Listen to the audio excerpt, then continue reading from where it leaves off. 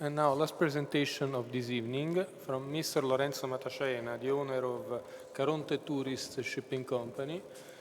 He is the first ship owner building two ferries fueled with LNG. And Lorenzo will tell us about this enterprise, I should say.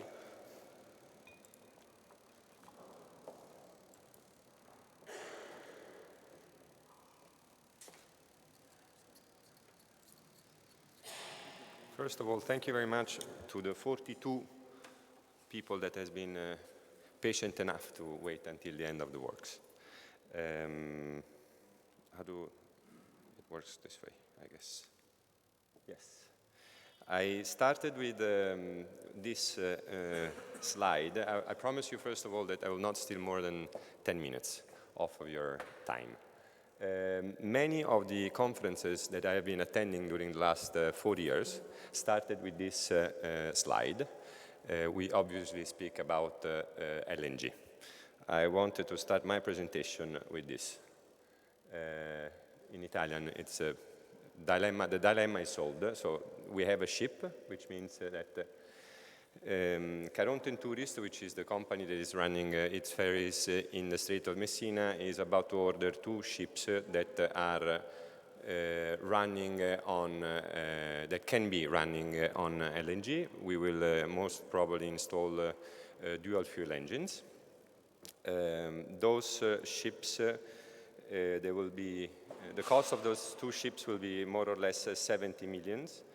And the delivery of the first ship will happen after 24 months after the order, which means that in the next, let's say, 3-4 years, we most probably will have 2 ships running on LNG, hopefully, in the Strait of Messina. If the 2 ships will be successful, which is something that we really wish, we are planning to technically to buy ships enough not to have the old MDO ships running in the Strait of Messina. Most probably will be used in different areas, always in Italy. But our idea, our dream is to have our fleet running on LNG in the Strait of Messina.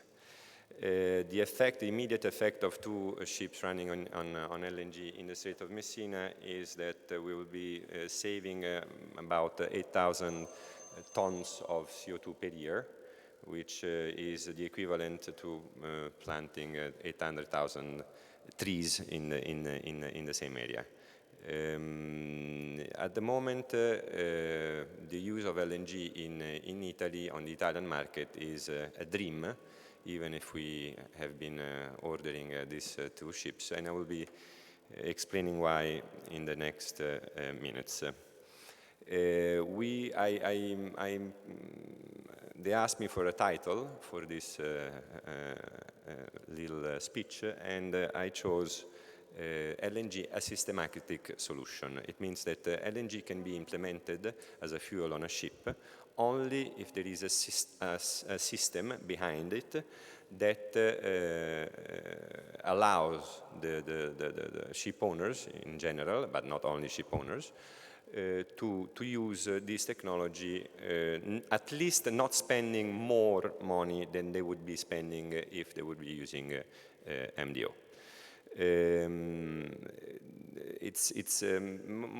Sometimes I get this question, but why do you want to implement LNG? Is it more convenient to be running your ships on LNG? And I always answer that the use of LNG is not related to the economical conveniency, but it's related actually to the fact that the European community, one of the target of the European community is to reduce the emissions of CO2, NOx, and SOx.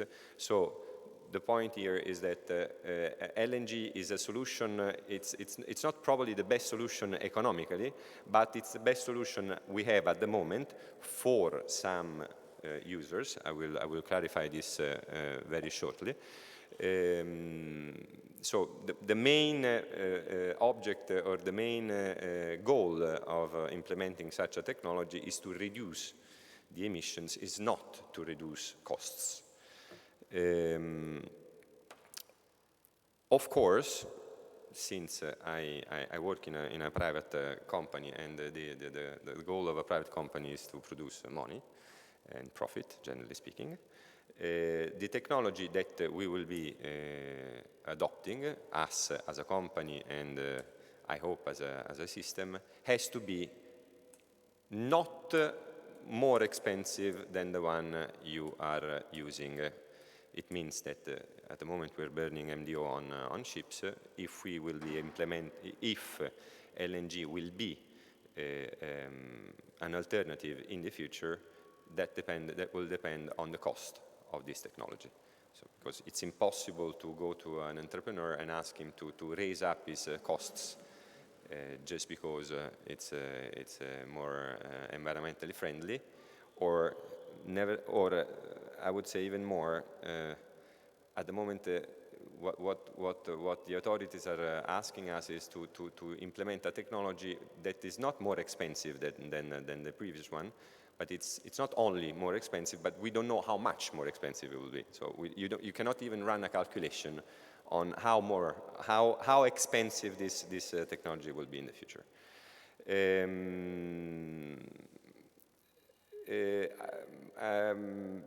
I usually go to conferences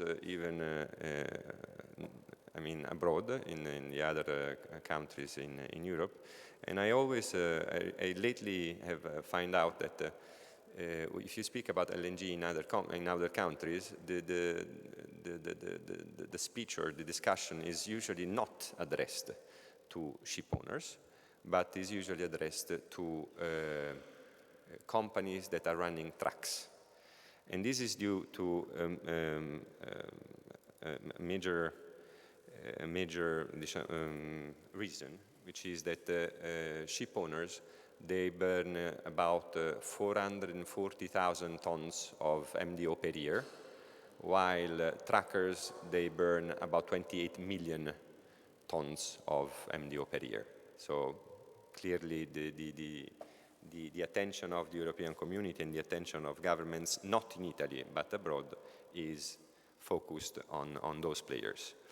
In Italy, in Italy, what is missing is a national policy on LNG. We very often speak about the fact that we're not capable of working together in Italy, and this is one of a very good example. At the moment, there is very little on the table on how this technology will be developed. The government does not have any idea on where and at what costs this technology will be available. As you all know, means all the Italian operators here in this room, we are still waiting for the new scheme for the Italian port authorities. So imagine how behind compared to the others we are speaking about new technologies.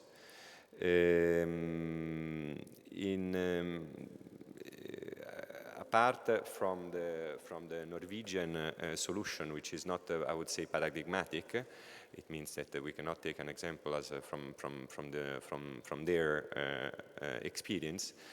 I would say that in the rest of Europe, the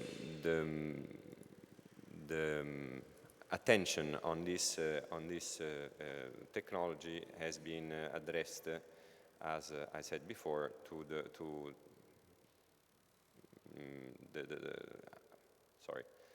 land transportation and not to ship owners. I would say that what we are missing at the moment in Italy is, first of all, a clear regulation on the use of this technology. The IMO and the European Community, they came out with a regulation last June, which has been implemented in Italy, and that regulates only the use of LNG on board of ships, We still need a regulation on how to fill up a ship with LNG, and there is still no regulation at the moment on how and where we can build deposits on the coastline. So at the moment, technically you can have a ship running on LNG, but you're not allowed to have a deposit of LNG on the coast, which is obviously not encouraging. I do think, on the other hand, that we do have all the conditions to implement this technology. We do have a producer or a major company that produces and sells LNG, which is Eni. We are the only country in Europe that has 2 pipelines coming from Africa. So we could actually, with a little bit of, of efforts and with some thinking behind, we could transform our main national player, which is Eni, in a producer of LNG. We could be producing our LNG in Italy instead of buying it from Nigeria or from Spain. We could actually be producing for us, and we could be producing even for other countries. Once again, what is missing is a clear idea on how to develop this technology. Very often I hear the Port Authority of Messina fighting with the Port Authority of Gioia Tauro, and the Port Authority of Gioia Tauro fighting with the one in Augusta, on who has to have the biggest deposit of LNG, and on who has to sell more LNG in Italy. We are not at that stage yet. We have to implement a strategic plan, and then we have to be working on it for the next couple, 3-4 years, in order to be able to reach the point where we will be able to fight on who sells the LNG in Italy.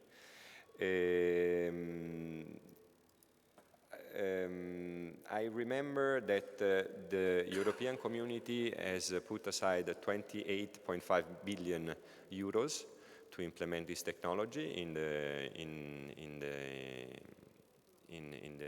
all the European countries. So far, out of these 28 billion, we have spent 550 million in Europe. In Italy, we have spent 3 million euros. So I would say that clearly we have a delay, let's put it this way, on the implementation of this technology.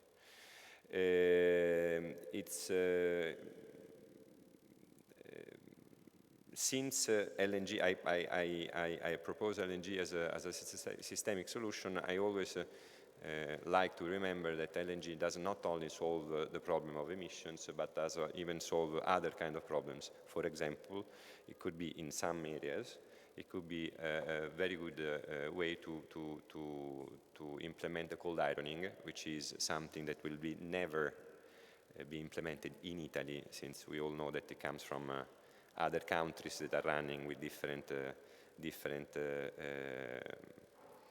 dynamics. So the only way for us in Italy, since we don't have any extra production of energy, is to be producing the energy that we have to use on ships in ports. We cannot expect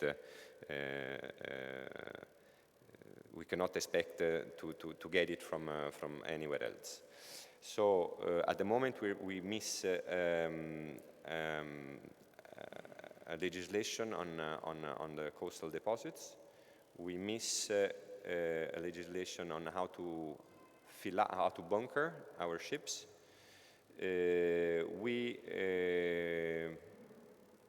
To build up a liquefaction plant, it takes 2 years. So if we start today with all the authorizations, it will take 2 years. It takes 2 years to build a ship. It means that we are at least 2 years in delay at the moment. I do remember to everyone that Italy pays 1 billion every 3 years of fines to the European community because we are not reducing the emissions as we should do like all the other partners.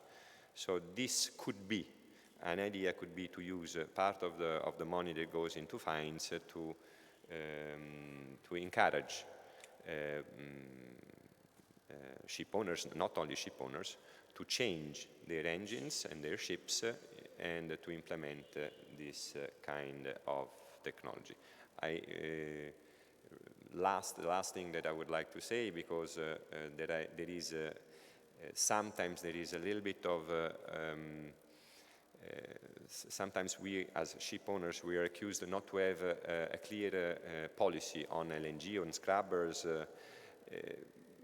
Not everybody remembers that we don't all burn the same kind of fuel. LNG is clearly not a solution for the ones who are like Grimaldi, for example, or like GNV, like for the ones that are burning IFO, since the price of LNG and the price of IFO are too different. There is too much difference between the two prices. But it can be a solution for the ones who are using MDO, just a few ship owners in Italy, if the system that is behind is efficient, because efficiency comes with low costs. Thank you very much. Thank you very much, Lorenzo.